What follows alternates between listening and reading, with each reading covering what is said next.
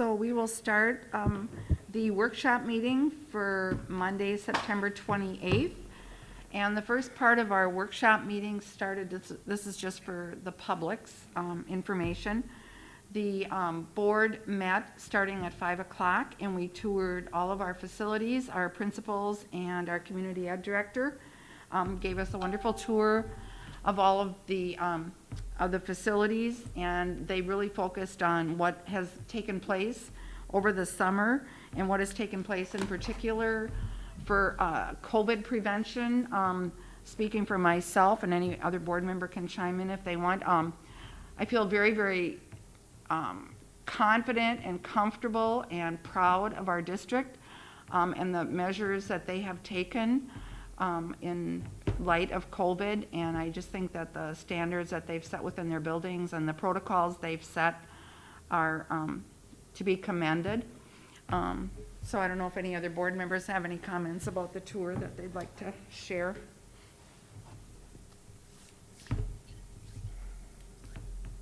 Okay.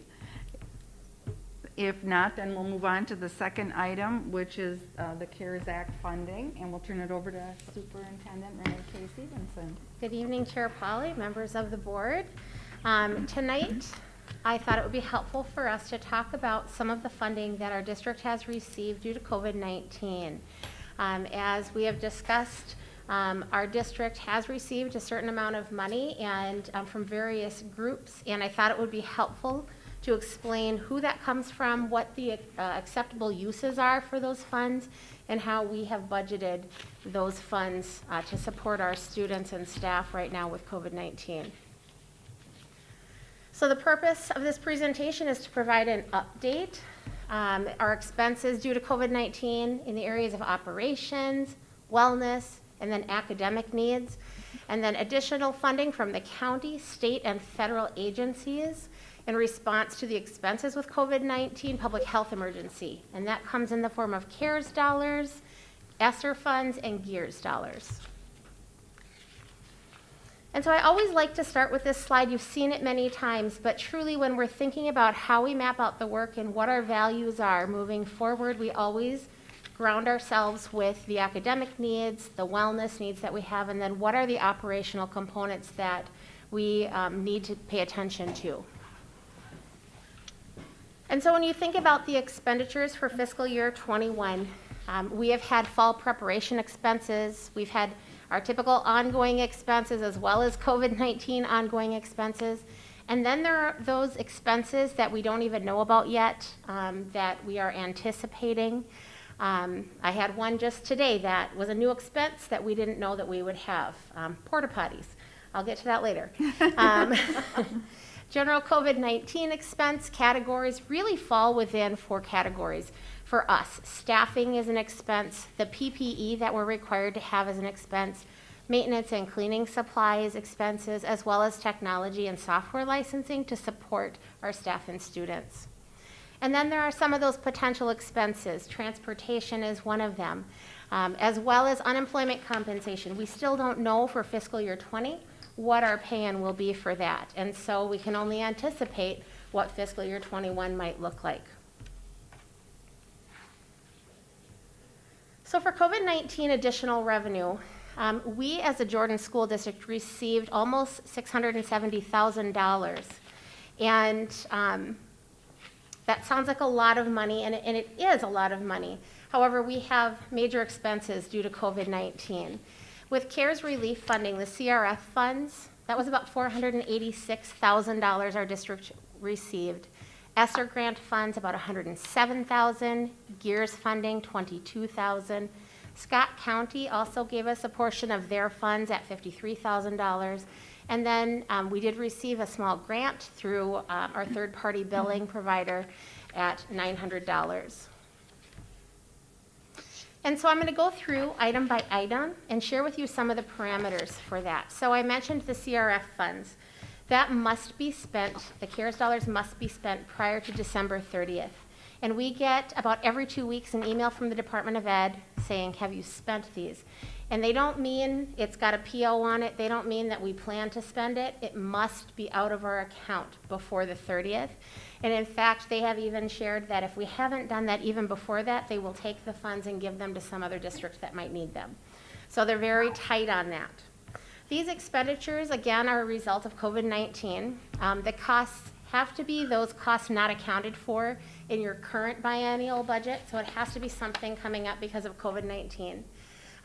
It could be operational costs, it could be supporting student or educator or family needs, could be administrative costs to run programmings differently. And then I've listed some examples. And this isn't an exhaustive list, but a few examples. So could be some of the daily cleaning supplies, could be PPE, could be additional transportation costs because we're at 50% capacity. It could be technology devices and internet access. It could be professional development, or even staff to support programming.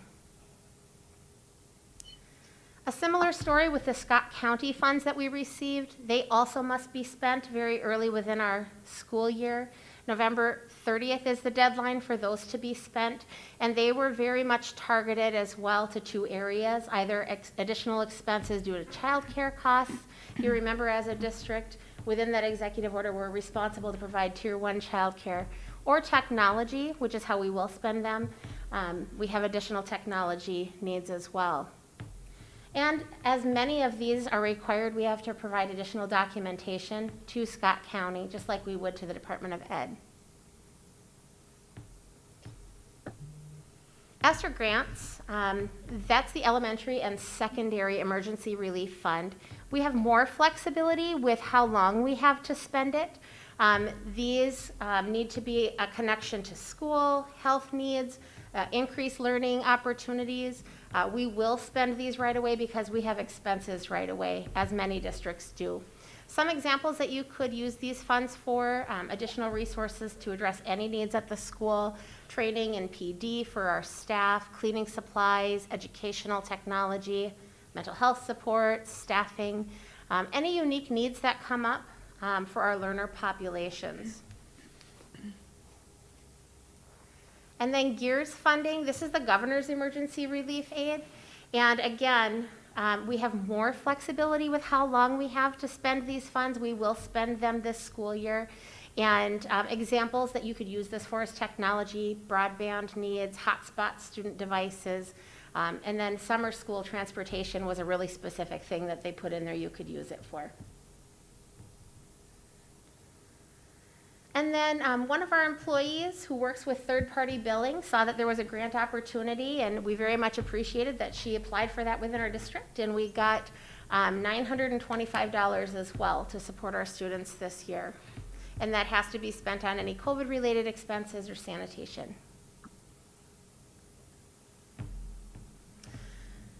So for us, as a team, we have been working every which way to pay attention to what those needs are and map out how we can pay for all of these needs as well. For us, a big bulk of the expenses that we have is in staffing. With our virtual academy, we are very fortunate. I think Mr. Bakeberg made a comment tonight about, many districts and their success in developing programming and having programming in their district is dependent on their staff showing up. Our staff has shown up in a big way. They have been just excellent partners at the table in making programming work for our kids.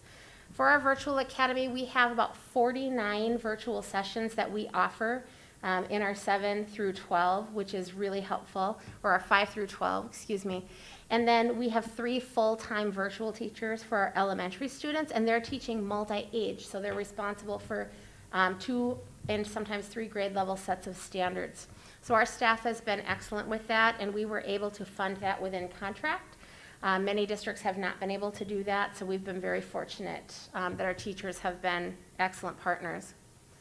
Additional costs for our district nurses. If you can remember, our district nurses are on similar to a teacher contract, which is a 9-month contract.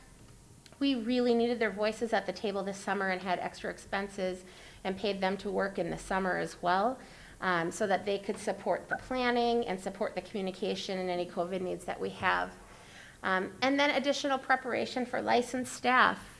This August, we knew our teachers would use every minute of planning time that they had during workshop week, And we knew they'd need more time than that. And we gave each of our teachers an additional 6 hours of planning time paid so that they could take care of whatever needs that they have. So that was a bulk of the expenses. Personal protective equipment, again, PPE. If you can recall, our governor sent 1 mask and 1 shield for every teacher. We also provided masks and shields for our teachers. We know that they will need more than 1 to get through the year, as well as our students. We supplied our students with masks as well.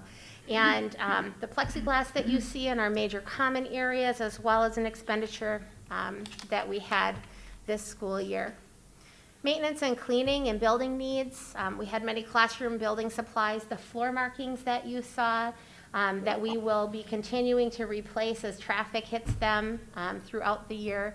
And then additional nursing area needs. We had to have a second area for COVID-related cases in addition to our typical nursing area. Doorway augmentation at JES. We saw that today where we had the pathways put back in place in some of our classrooms, especially in the 2nd and 4th grade wing. And then mobile whiteboards, and then the drinking fountains. We augmented the drinking fountains as well to get them up to MDH code right now during COVID. Technology and devices, again, is the large portion of those funds. And this is a huge need for us as a district. The devices for our students are really critical. We've had to order additional devices for our staff so that they have, so they're not taking desktop computers home with them should they need to teach remotely at any time. And then additional software licenses. You know, as I think about some of the licenses we didn't plan to renew for this year and the ones that we ended up deciding to because we just didn't know what to expect last spring, those licenses add up, and then any extra data usage and hotspots are a part of that.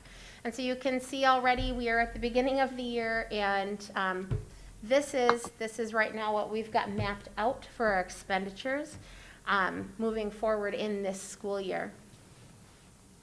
I will also note, because I think it's important, and it might be a question that you have when you think about fiscal year 21 and those projections and considerations, we adopted an expenditure budget of $20 million, and we were overspending by $114,000, I believe, in May. And our current budget does remain unbalanced as we continue to utilize all of the CARES funds, but it is very early in the budget year. Amy and I meet on the budget every single day, and there are many unknowns. There are things that we don't know about additional funds we may be receiving. There are things within the budget we budget for, and then it ends up costing far less. And so we are constantly, it's very fluid, constantly looking at the most efficient way to utilize the resources that we have and still provide an amazing educational experience here in Jordan. Enrollment is a consideration. While we are up 15 students, more than what we projected, there are other considerations. PSEO is a consideration. You know, when you think about that additional $98,000 we might have in state aid because of we're up 15, there's probably about $40,000 going out to PSEO as well. Mobility. People come and go and move in and out of our district like many other districts, so that's a factor. And we did end up adding that kindergarten position. We had 112 students in kindergarten and did add that position that was paused in May. So revenue considerations that, you know we will have less revenue coming in with athletics and fees and activity passes. We just know that that will be the situation. Community education, childcare is, a factor that Stephen mentioned tonight that we continue to monitor. And then child nutrition. Right now, all of our meals are free because of the switch with the USDA. And so those are just things to keep on your radar. And then the monitoring. So additional COVID-19 expenses. Today I had a communication that we need to shut down the restrooms at our stadium facility because MDH does not want public restrooms. They want single stall. So we're going to need to get some additional porta potties. So that's an expense we didn't know we'd have. Unsettled contract. We still have an unsettled contract with one of our bargaining units. Potential transportation costs. We don't know what we don't know about what winter seasons will look like and how many buses we need to take for those events. We do know that we received notification we'll have increased fees with MSHSL. We talked about that at the last board meeting. I think they jumped up to almost $14,000 as compared to about $2,900. And then, as I mentioned earlier, unemployment, we don't have that information yet. So I would like to reiterate, it is very, very early in the budget season. And that is kind of where we're at right now.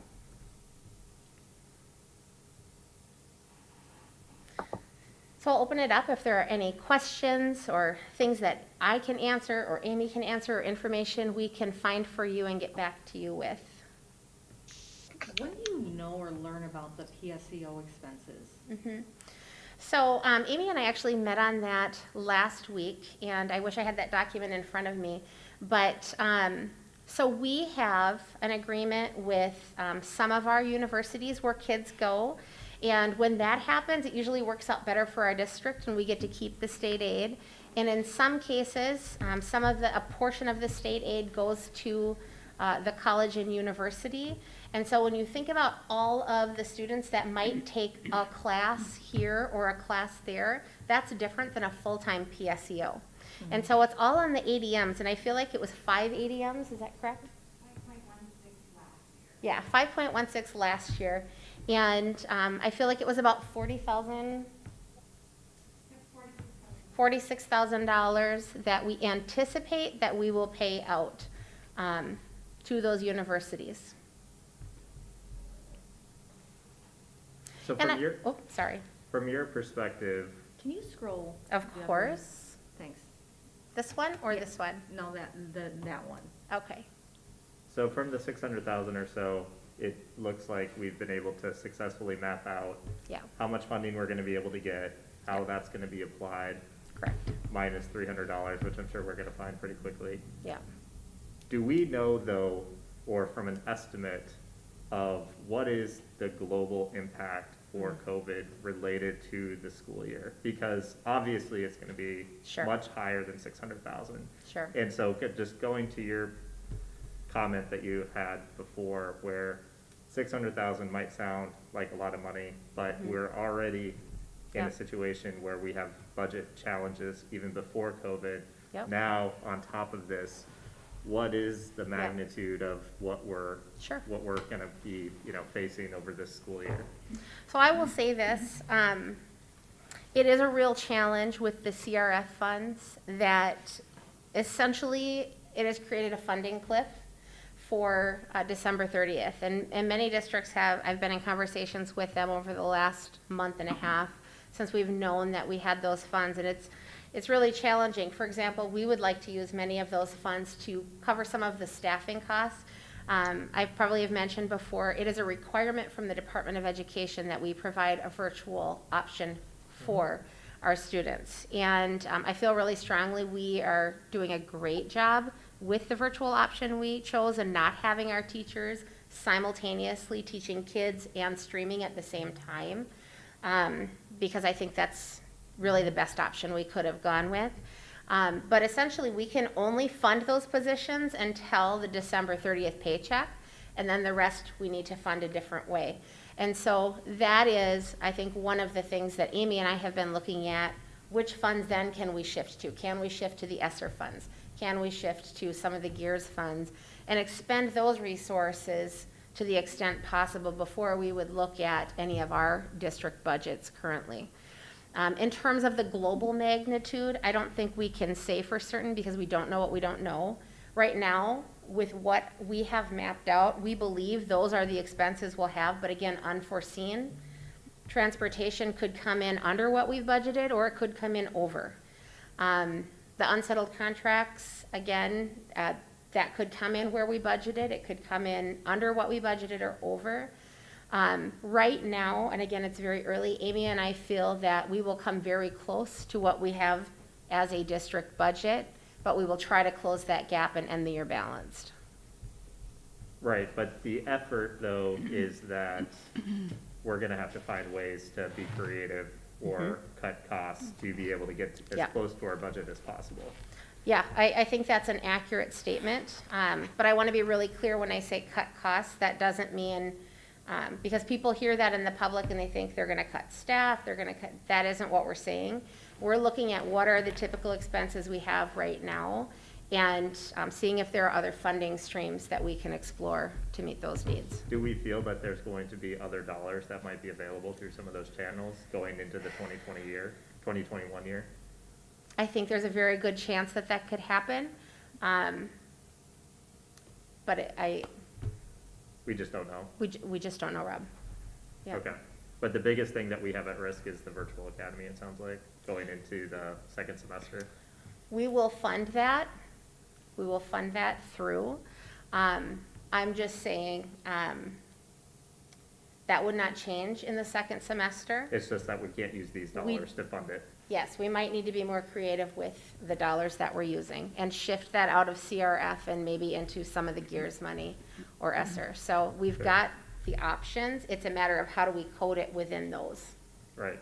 I think the point that I'm making for the public who's potentially sees this Yep, is that somehow we didn't get all of the funding that we would need to be able to make it through this pandemic period. We're gonna do our best with the dollars that are given, we're gonna be creative, yes. but it's not that we necessarily got the windfall, that everything is Yeah. great and we're gonna be just fine. We will be fine, it's just that we're gonna have to be Yeah. creative with all the resources that we have at hand. That is perfectly said. Yes. Yep.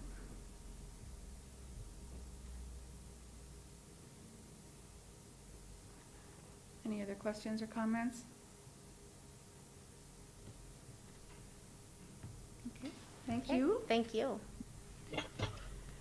Okay, moving on to the special meeting for Monday, September 28th. It is 6:50. We are ahead of schedule on the special meeting. We'll call the special meeting to order. We'll start with the Pledge of Allegiance. I pledge allegiance to the flag Of the United States of America and to the republic for which it stands, one nation, under God, indivisible, with liberty and justice for all. Roll call, please. Deb Pauley, Here. Tom Vogel. Here. Sandy Burke, Here. Connie Hennin, Here. Lauren Patterson, Here. Rob Leheim, Here, Ryan Danner. Here. Okay. All board members are present. Consideration of agenda, we have several consent agenda items, including several new hires, a couple resignations, and the superintendent's contract. And we have, and then we have the action items on the levy, fund balance transfer, and the Dean Lakes property. So I will entertain a motion to approve the agenda. Motion to approve the agenda? Lauren, is there a second? Second. Second by Tom. Discussion. Hearing none. Roll call, please. Deb Pauley, Yes. Tom Vogel. Yes. Sandy Burke, Yes. Connie Hennin, Yes. Lauren Patterson, Yes. Rob Leheim. yes, Ryan Danner. Yes. Motion carries. Consent agenda, we have the new hire of the elementary school paraprofessional, Chania Reeling. She comes in on Schedule A, Grade 2, Step 1. Middle school, hiring of middle school paraprofessional Jill Teets, Grade 2, Step 7. Elementary school paraprofessional Adya Markham, Grade 2, Step 1. And new hire elementary school paraprofessional Melissa Stoltz, Grade 2, Step 1. We have the new hires, a long-term sub for the high school social worker, Susan Spica, BA Step 1. We have the resignation of district-wide school nurse Laura Menden and district-wide school nurse Nicole Langheim, and resignation of the ECFE special ed paraprofessional Justine Kinsella. And then we have the approval of the 2-year extension of our superintendent's contract. So I will entertain a motion. Motion to approve? Tom, is there a second? I'll second. Ryan, discussion? Just a quick note that I do want to thank our nurses and our special ed para that are, have resigned. I want to thank especially the nurses for the work that they did over the summer and going into COVID. Okay. Any discussion? Hearing none. A roll call, please. Deb Pauley, Yes. Tom Vogel, Yes. Sandy Burke, yes, Tommy Hennon, Yes. Lauren Pedersen, Yes. Rob Langheim. Yes. Ryan Danner. Yes. Motion carries. Action item 6.1, review and act on the levy limitations and certification. I think my executive summary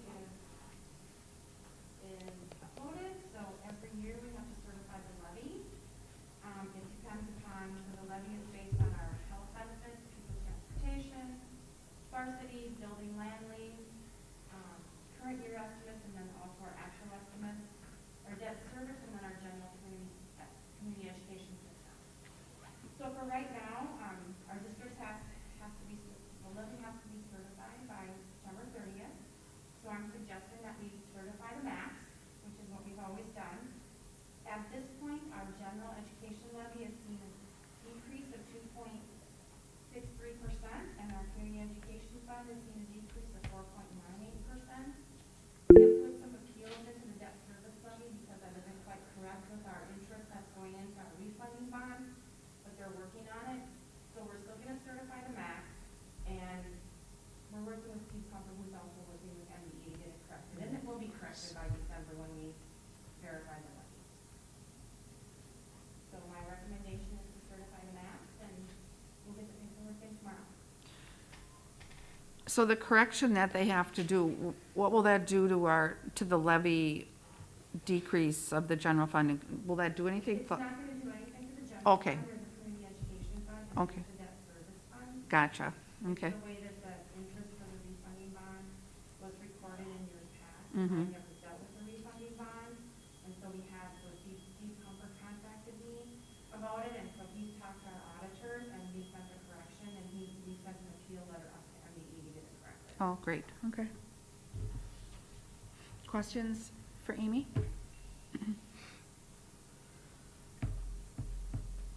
Okay. Hearing no questions, then I'll entertain a motion to approve. The motion needs to state that we're approving the max. Yes. Looking for a motion. Motion to approve. Okay, motion by Tom. Is there a second? I'll second. it's, Second, Connie.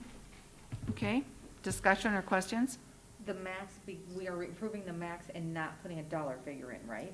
Yes. What we do every year, We don't have Lauren, it yet. is Right. we certify the max, and then come the December meeting, we can always adjust it downward, but you can't adjust it upward, Right. Okay. so. Is that correct? Yes. Yes, okay. Okay, any other questions? If not, roll call, please. Deb Pauley, Yes. Tom Vogel. Yes. Sandy Burke, yes, Tommy Hennon, Yes. Lauren Pedersen, Yes. Rob Langheim. Yes. Ryan Danner. Yes. Motion carries. Okay, 6.2, review and act on the fund balance transfer.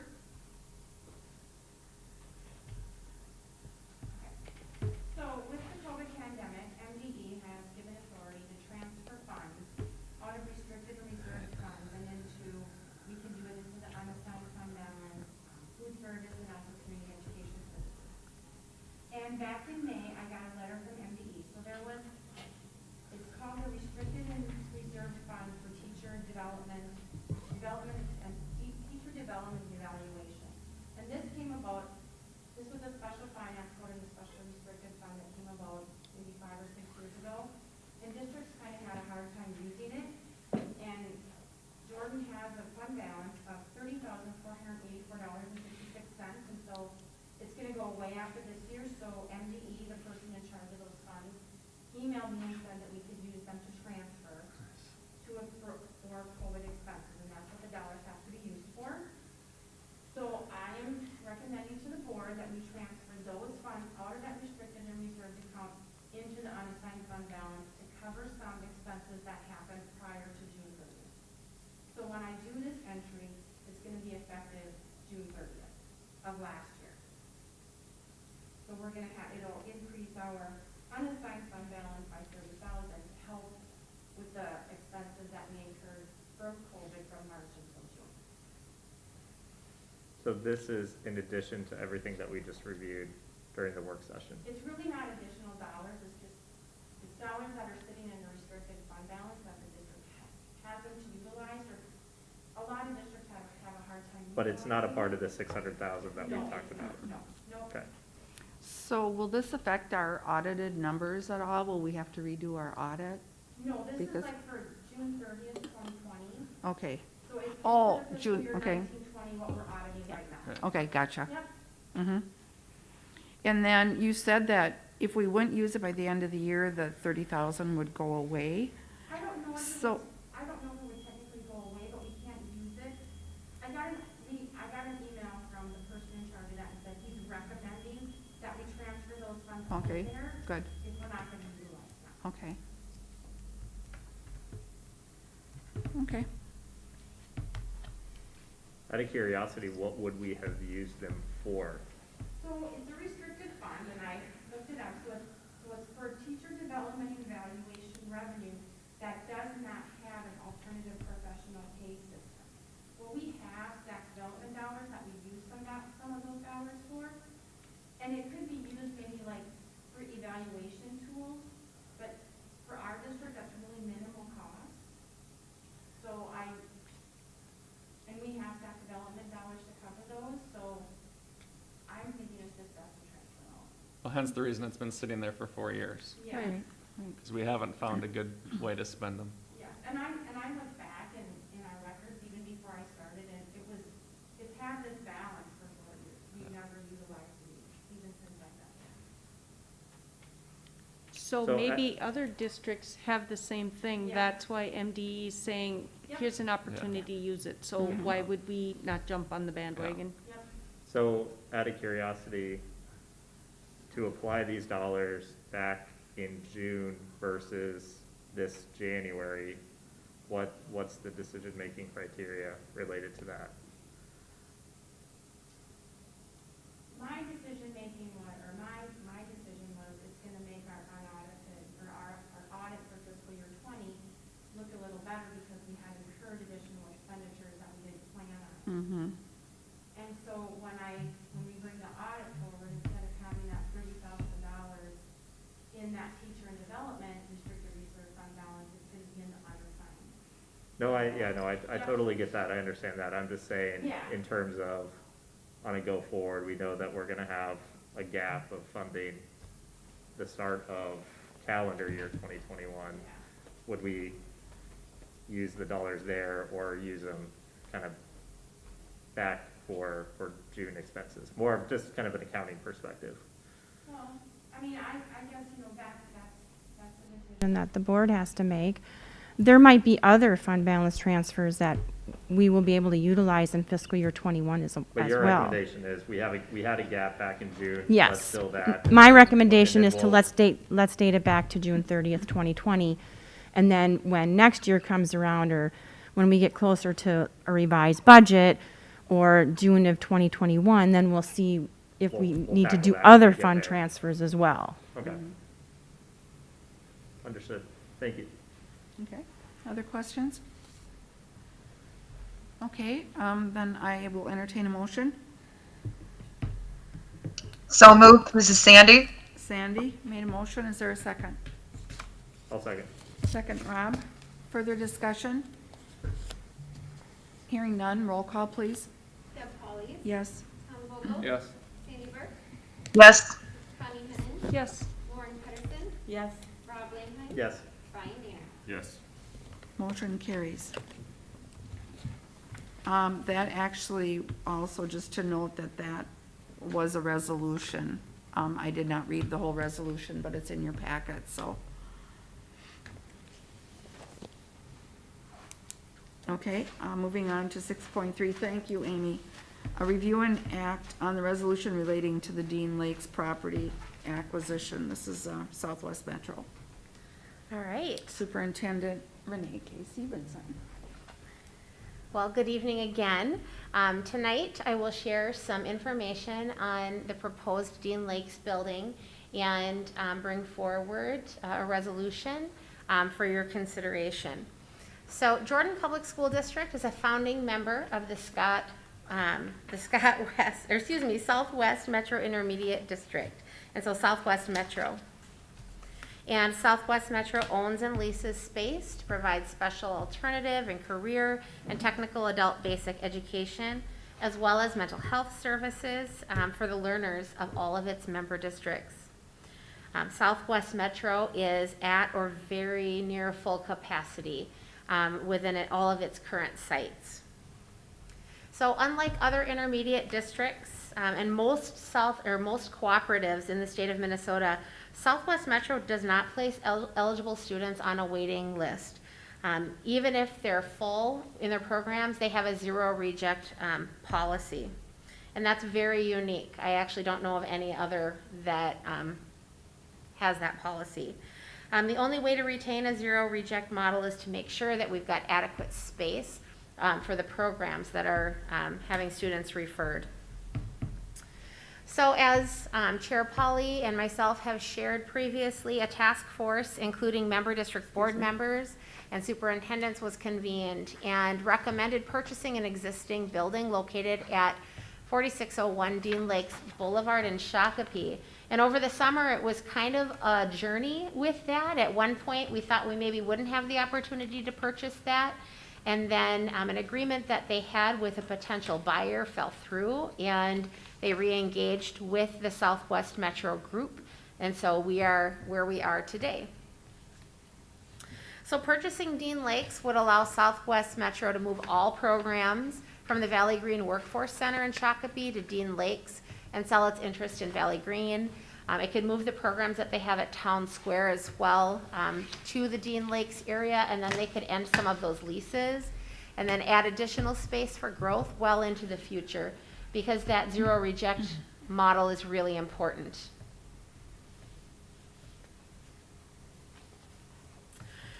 So how it works, member districts pay their share of the lease and maintenance costs of Southwest Metro buildings through lease levy and long-term facilities maintenance levy. I asked Amy today what that typically has meant for Jordan. It's been around $12,000.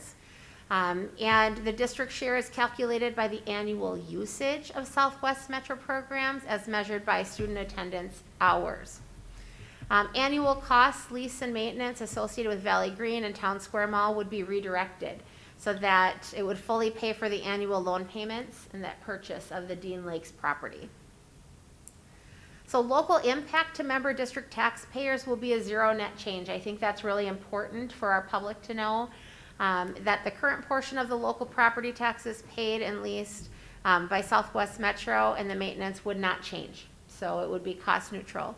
While the lease levy will go up slightly to purchase Dean Lakes, that increase was offset by an equal reduction in facilities maintenance levy due to the reduced maintenance needs. That building is in great shape. Local tax statements reflect a single number combining both costs that would remain unchanged. I think that's important to know as well. So while there's no local tax impact, students from member districts would be served in just a better facility, remarkably better facility than currently used. Member districts gain equity in a building owned versus paying for rented space at a mall. In addition, Southwest Metro would have the space necessary to meet the needs of all of the eligible students for many years to come, with additional space to lease to other educational entities, maybe even higher education.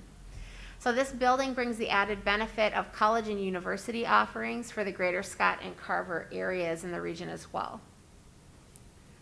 So the purchase price for Dean Lakes is $6.5 million with an additional $1 million to retrofit the building, classrooms. By comparison, this is really interesting to look at when you look at intermediate 287, 916 and 917, you can see the invested amounts in those buildings since 2010. And then if you note in yellow what Southwest Metro Intermediate 288 has spent, it's vastly different. A difference of, $50 million to $0.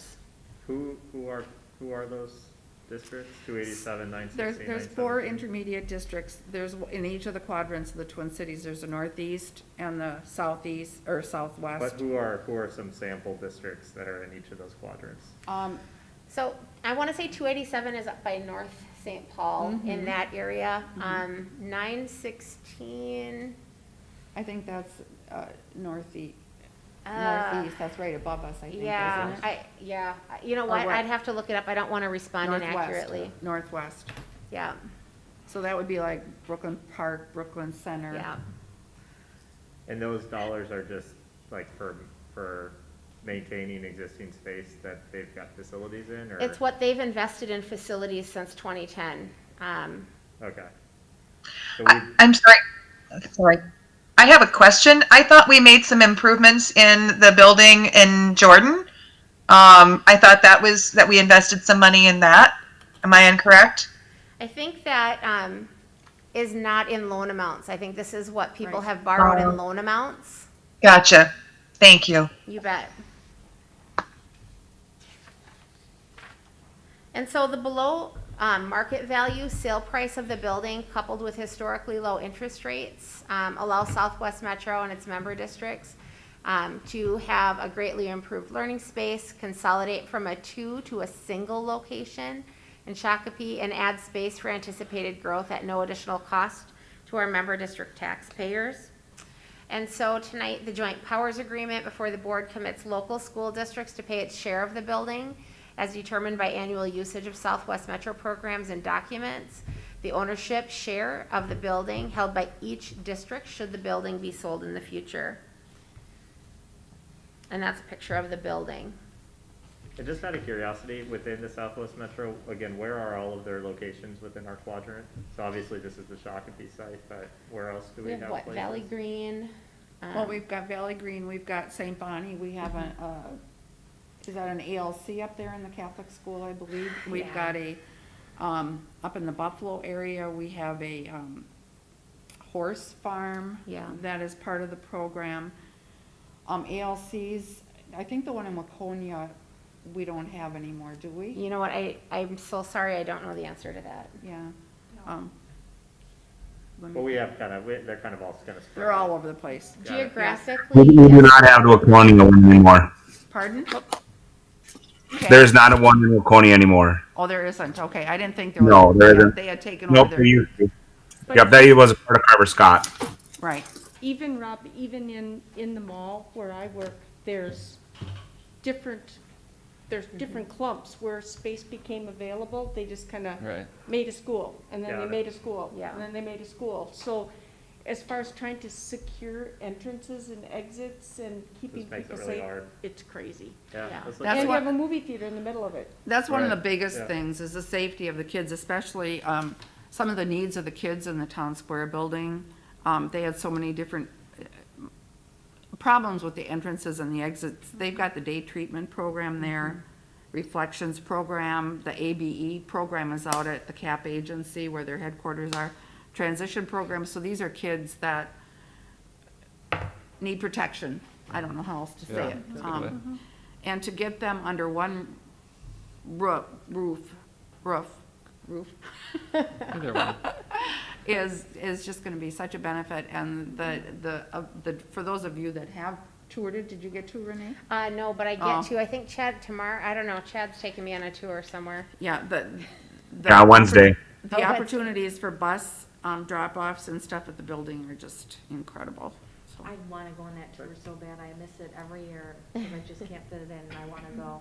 It's So a good does that one. mean that the location where the movie theater is in that mall, is that gonna go away now because this is gonna get purchased? Mhm. Yes. And also, out at the CAP agency, is where they have their headquarters, their offices, Darren's office, and their whole office staff is out there. That will move to the new facility, as well as their ABE program, which is a big program out there that will also move. And then the 401 building in Chaska is literally bursting at the seams. And there are spots out here that, to be honest with you, they would be perfect that Reen? Yep. Yes. Perfect for, even the automotive. I mean, there's like this big room that's got like a well space. I mean, there's so many opportunities there that it's like this building was built for Carver Scott, or Southwest Metro. And the parking is parking. amazing. Yeah. Just a follow-up, there was a question about 916 at Centennial, Columbia Heights, Forest Lake, Fridley, Matamidi, Mounds View, North St. Paul, Maplewood, Oakdale. That was the one I could remember. Roseville, South Washington County, Spring Lake Park, St. Anthony, St. Francis, Stillwater, White Bear. And I think the other question was 287, and that those member districts are Brooklyn Center, Eden Prairie, Edina, Hopkins, Orono, Osseo, Richfield, Robbinsdale, St. Louis Park, Wayzata, and West Tonka. Got it. So, They come really far. yes. I Well, mean, we have associate members down in the Southwest Metro. We have, is it 11? I can never Yeah. remember. All the way from Buffalo down to Tri-City United, and from Eastern Carver County to Norwood Young America. That's how big our big. it's a district big is. area. Yeah. But we also have associate members down in Owatonna. I think and Wasika might have just joined Wasika. us. There's Yeah. 5 of them Yeah. down there. Recent. The website lists the building was. Yeah, that's right Yeah. up there. Yeah. Yeah, our member districts, and that's, part of the resolution. We have, as she said, Tri-City United, Belle Plaine, Jordan, Prior Lake, Savage, Shakopee, New Prague, Central, Eastern Carver County, Waconia, Watertown, Mayor, Buffalo, Hanover. And that's our member districts, but we do have associate districts too. And we just recently added Bloomington, which is a huge add. So, Sounds great. So that's all I have for presentation. okay, so in order for this to happen, all of the member districts have to approve, their boards have to approve the joint powers agreement, and we have a very short window of time to do that, to keep this all moving so we can close on the property. So tonight, our board is going to be acting on the joint powers agreement, which is in the packet. I won't read it all to you, but it very clearly spells out, what happens if a member district drops out of it, or if another member district comes in, and how everything is apportioned and paid for, and all the legal stuff that goes along with it. So, having here that, That's a good point though, Deb. So is it that if one of the districts says that they don't, does the cost spread out across Nope. the others? Doesn't or happen. It's just, it's done? if one of Okay. the member Got it. districts does not approve this, the deal is dead. Got it. The associates don't have to. No, the associates are not involved. It's only the member Okay. districts. And we foresee this not being a problem passing with the member districts, right? No, the superintendents meet regularly, and they wouldn't have moved, Right. Darren wouldn't have moved forward with this unless he Yeah. knew that he had the blessing of all 11, 12 Yeah. superintendents. And many boards are meeting tonight, Yes. and some, I believe, even met previously. I think there's maybe only one district that has to wait till the October 12th meeting. Yeah, I think there's one district that requires 2 readings Yes. of a thing, and we only require 1, but the rest, I think, all require 1. Yep. Got it. Okay, so, good questions. I think it's just amazing that we can offer the opportunities for our students that can't sit in a desk situation, especially now with COVID, mental health, and not everybody can learn where they need to be. And I think this will give our students more opportunities to be successful. And so I think we should give it our blessing. So, I will entertain a motion to approve the joint powers. So moved. Connie, is there a second? This is Sandy, second. Sandy seconds. Further discussion or questions? Madam Chair. Yes. I just wanted to reiterate for the public and newspaper, anyone else that picks it up, zero net change on what they're paying in rental and lease in a less than adequate facility into moving into owning a facility that is much more conducive to the programs that they have I think is really a phenomenal opportunity. And Exactly. zero net change, that's incredible. It So, is, a lot of well work done. has gone into it. Actually, the CAP agency, they were looking at an expenditure that they were projecting of over $1 million because it needed a new roof. Oh, yeah. They're gonna be able to sell that facility, so, I mean, they really have done their homework on this to make it a net zero That's awesome. tax impact on, anybody, on the public, And I think, we have to give a little, or a lot of credit to Darren, because Oh, he is very passionate about this. His staff just love him, and he, goes above and beyond to find and work to make things good for the students and the kids that go there. And just on another note, they did have actually past Superintendent Helgerson's company come out and do a walkthrough of the building and assessment of any needs that the building has, and there is hardly anything that they found. So, okay, so we have a motion and a second for the joint powers agreement. Is there further discussion? This is a resolution. I'm a little confused there. Is there two action items we have to do? I believe so. I think there was the joint powers agreement that we need to do, and then there is an additional document that they sent over as well. That is the resolution. That is the resolution, yep. Okay, so right now we're doing the joint powers agreement. That Yep. I do not believe is a resolution. So we have a motion and a second. Further discussion. Okay, roll call, please. Deb Pauley, Yes. Tom Vogel. Yes. Sandy Burke, Yes. Connie Hennon. Yes. Lauren Pedersen, Yes. Rob Langheim. Yes. Ryan Daner. Yes. Motion carries. And then the final action item is the actual resolution approving the joint powers agreement for the Purchase. purchase. Okay, so I will entertain a motion. So moved. This is Sandy. Sandy, is there a second? I'll second. Second by Tom. Discussion? Okay, hearing none, roll call, please. Deb Pauley, Yes. Tom Vogel. Yes. Sandy Burke, Yes. Connie Hennon. Yes. Lauren Pedersen, Yes. Rob Langheim. Yes. Ryan Daner. Yes. Motion carries. Okay, just on a quick note, I know Darren had wanted us to contact him as soon as our board passed it, so Yep. do you want to do that tomorrow, or Yeah, do you want we me will. to? Yep, Sandy will come in and sign. Yep. And I think she's worked that out with Hope, so. Okay, I'll great. probably send him a text tonight to let him know. Perfect. And then we'll formally communicate as well. Sounds good, thank you. Yep. Okay. I believe that's the last action item. Move to adjourn. We are adjourned. You are an efficient board. We are. Yeah, second. Oh, somebody seconded. Okay. Roll call on adjourning. I just, Oh, my goodness. everybody at once, aye. Aye. Aye.